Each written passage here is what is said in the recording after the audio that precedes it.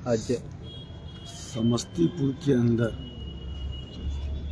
अभी हम लोग जिस बच्ची के साथ विभत्स घटना घटी तो हुआ है सैदपुर में, वहाँ गए थे। फिर एक जगह सोमनाहा में पूर्व मुखिया जी की जो हत्या हुई, उसके बाद आपके पलटन राम जी के यहाँ, और इस तरह से अभी इसके पहले हम पिछले बार आए थे खानपुर थाना अंतर्गत खानपुर रघुवीर स्वर्णकार की हत्या में, वहाँ भी गए थे। आज तक अपराधियों की गिरफ्तारी नहीं हुई है। ये लगभग 2-2.5 माह से ऊपर हो गया और ये पूरी तरह से सरकार संरक्षित कहीं न कहीं अपराध है।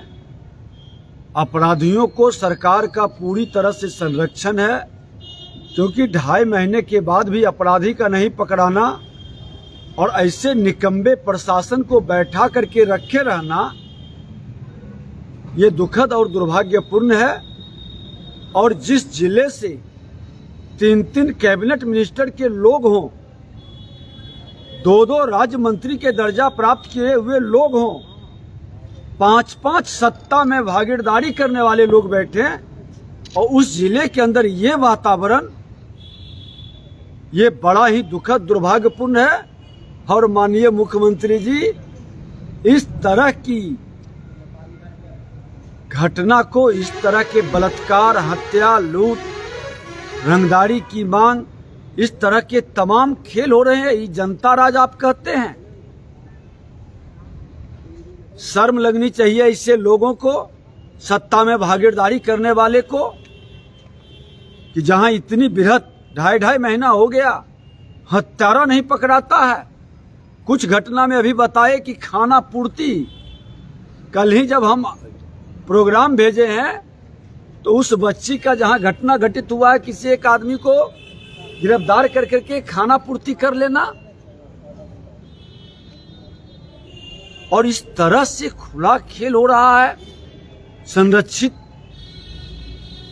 सत्ता के द्वारा हो रहा है। इसीलिए प्रशासनिक पदाधिकारी या तो मौन है या बिका हुआ है। और पिछले बार भी कहे कि यहाँ का एक डीएसपी के, उस डीएसपी के बारे में कहा गया है कि वो खुल करके अपराधियों को मदद करता है, और वो अपराधी डीएसपी, क्या नाम बता रहा था उसने?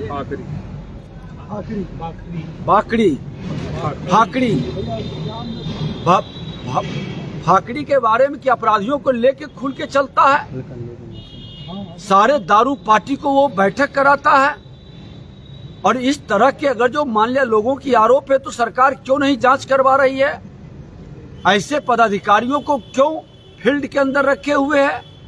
अपराध तेजी से बढ़ रहा है, कोई एक घटना नहीं, दर्जन भर घटनाएं हो गई है। और सरकार के 3-3 मंत्री इस जिले से आते हैं, 2-2 राज्य मंत्री के लोग हैं, 5-5 लोग सत्ता में भागीदारी है, और प्रशासन कहीं न कहीं इन लोगों के प्रेशर में है, इसलिए अपराधी की गिरफ्तारी नहीं हो रही है। और अगर जो ये इस तरह के कारनामा करेंगे तो ये मामला तो हम लोग सदन के अंदर ही नहीं, और गवर्नर साहब के यहाँ भी हम लोग ले जाकर के इस मामला को रखेंगे कि ये सरकार पूरी तरह से जंगल राज नहीं, गुंडा राज में तब्दील करने में पूरी सहयोग कर रही है। सरकार का अप्रत्यक्ष भागीदारी है। माननीय मुख्यमंत्री जी, आप इसकी जांच कराएं कि यहाँ अपराध इतना तेजी से बढ़ रहा है, भ्रष्ट पदाधिकारी को कौन संरक्षित कर रहा है, और भ्रष्ट पदाधिकारी मुख्य अभियुक्त को क्यों नहीं गिरफ्तार कर रहा है? शहर के अंदर भी उसी तरह की अराजकता है। आज हम लोग आए हैं दोपहर से, पूरी शहर लगता है कि कोई माँ बाप नहीं है, इसका पूरा जाम अस्त व्यस्त शहर है। ये कैसा वातावरण बन गया है? और इस माहौल के लिए पूरी तरह से सरकार जिम्मेदार है। और भ्रष्ट पदाधिकारियों को नहीं हटाया जाएगा तो ऐसे पदाधिकारियों के विरुद्ध जन आंदोलन फिर से शुरू होगा। और ये भ्रम में न रहें, सत्ता आते जाते रहती है, लेकिन जो पदाधिकारी हस्तिनापुर के गुलाम बनने का प्रयास करेंगे उस पदाधिकारी को चिन्हित करके सरकार जब बदलेगी, और सरकार बिहार में कोई बदलने से नहीं रोकेगा, फिर उनकी गति और दुर्गति के लिए वो खुद जिम्मेवार होंगे। आप जनता के सेवक हैं, जनता के सेवा ईमानदारी से करिए, हस्तिनापुर के गुलाम नहीं बनिए। और अपराध को अगर जो नहीं रोकेंगे तो इस अपराध के मामला को सड़क से सदन तक लड़ाई लड़ेंगे। और यही भारतीय जनता पार्टी जंगल राज को हटाया, जंगल राज के सबसे बड़ा पुरोधा को जेल के अंदर भिजवाया, तो वो वही गति में न पहुंचे। मैं चेतावनी दिया हूं कि 1 माह के अंदर अगर जो आप इस पर अंकुश नहीं लगाए और व्यवस्था नहीं बदलेंगे तो पूरे बिहार के अंदर, हर जिले के अंदर वातावरण पूरा भयभीत किया जा रहा है। अपराधियों का मनोबल बढ़ रहा है, भ्रष्टाचारियों का मनोबल बढ़ रहा है। इसको रोके सरकार। कानून का राज स्थापित मौखिक न कहे, कानून का राज स्थापित करेंगे, न्याय के साथ विकास करेंगे, जीरो टॉलरेंस की बात, ये सब करनी कथनी में कहीं समरूपता नहीं है। कुर्सी के लिए आप इतना विवश और लाचार धृतराष्ट्र मत बनिए मुख्यमंत्री जी। आप एक्शन लीजिए, और लाचार हैं तो जनादेश भी आपको नहीं मिला जिसको आपने बैठाना चाहते हैं। आप सत्ता छोड़िए और बिहार की जनता से जनादेश प्राप्त करिए, और नहीं तो जनता इतनी आक्रोशित होगी, जगेगी कि आपको कुर्सी से उतार देगी। बिहार में जिस तरह से अपराध बढ़ गया है, क्या लगता है कि स्थिति बन गई है कि राष्ट्रपति शासन की पहल की जाए केंद्र सरकार से? देखिए, मैं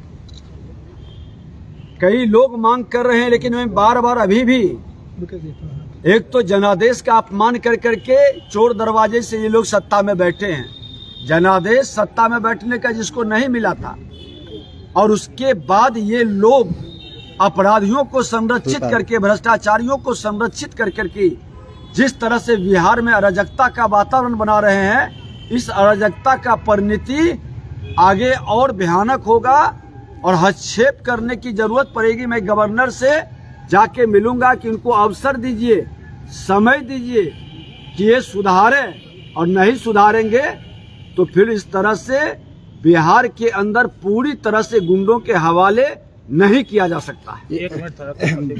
वैशाली में जो है सड़क हादसा में जो 10 लोगों की मौत हुई, इसमें बताया जाता है कि जो ड्राइवर था वो शराब पीकर जो है 10 लोगों को जो है कुचला है, क्या कुछ कहेंगे? देखिए, बड़ा दुखद घटना हुई है।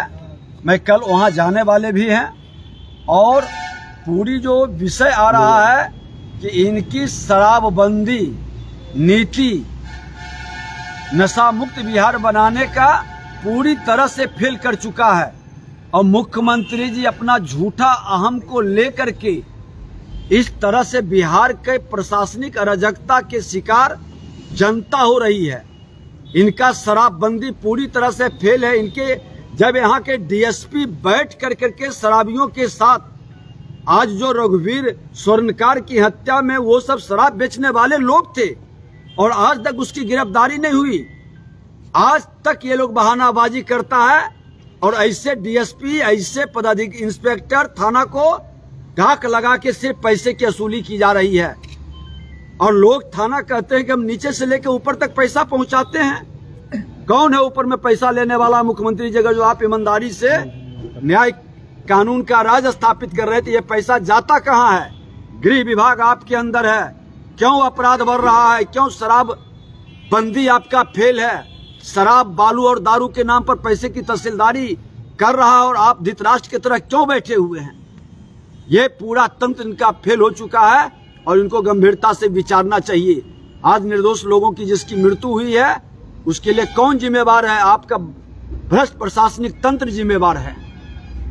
सर, पातेपुर विधायक ने भी जो बिहार में शराबबंदी को खत्म करने की मांग की है, क्या लग रहा है कि उसको खत्म होना? देखिए, जब हमने भी विपक्ष में रह करके इनके शराबबंदी, नशा मुक्ति का समर्थन किया था, लेकिन उसी समय हमने चेताया था कि नीति तभी सफल होती है जब नीयत साफ हो।